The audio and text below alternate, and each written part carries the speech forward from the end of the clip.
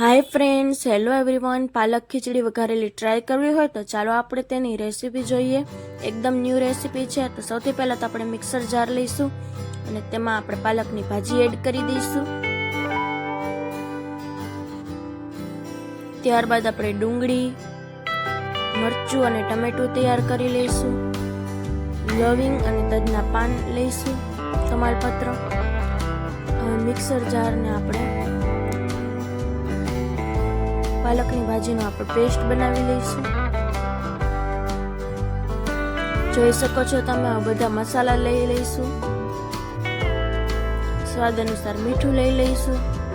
લસણ લઈ લઈશું. ફોલીને તૈયાર રાખ્યું છે. સૌથી પહેલા તો એક લોયું લઈશું. એમાં આપણે તેલ એડ કરીશું.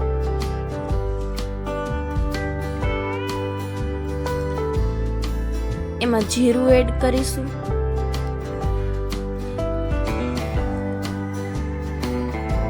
ત્યારબાદ તમાલપત્ર પાન એડ કરી દઈશું. લવિંગ અને તીખા એડ કરી દઈશું. સૂકું મરચું એડ કરી દઈશું.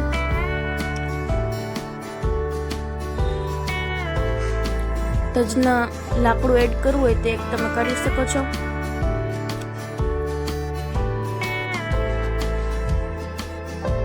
હવે ડુંગળી અને વટાણા એડ કરી દઈશું.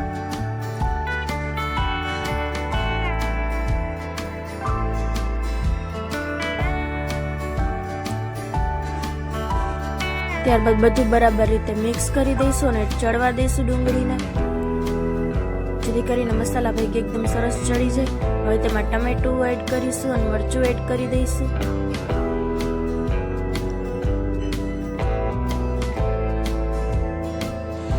બધું બરાબર રીતે મિક્સ કરી દઈશું. એકદમ પરફેક્ટ રીતે ભળી જાય. ત્યારબાદ જે ગ્રેવી બનાવી હતી આપણે એડ કરી દઈશું પાલકની.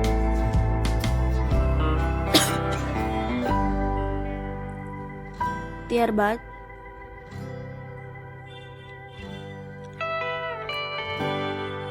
ખીચડી આપણે કુકરમાં બાફી અને તૈયાર કરી લઈએ. જે સામાન્ય આપણે ખીચડી કરીએ છીએ તે, અને પછી તે આ ગ્રેવીમાં આપણે એડ કરી દઈશું ખીચડી.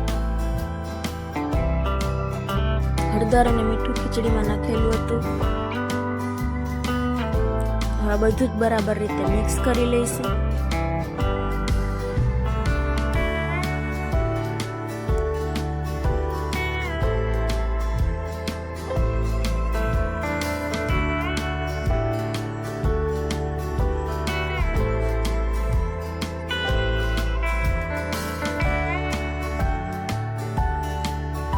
એકદમ બરાબર રીતે બધું મિક્સ થઈ જાય.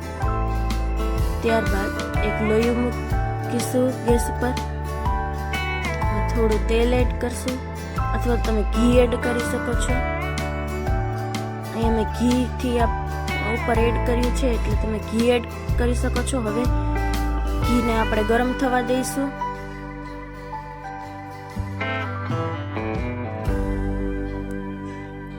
ઘી ગરમ થઈ જાય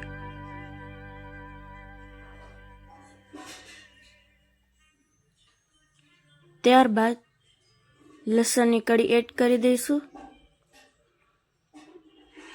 અને સંતળાવા દઈશું.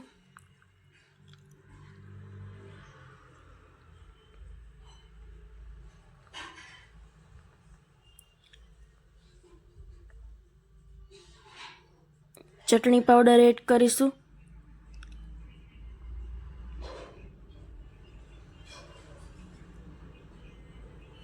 ત્યારબાદ ખીચડી ઉપર આપણે વઘાર કરી નાખશું. એકદમ સરસ રીતે વઘાર થઈ ગયો છે. હવે આપણે બધું જ બરાબર રીતે મિક્સ કરી દઈશું.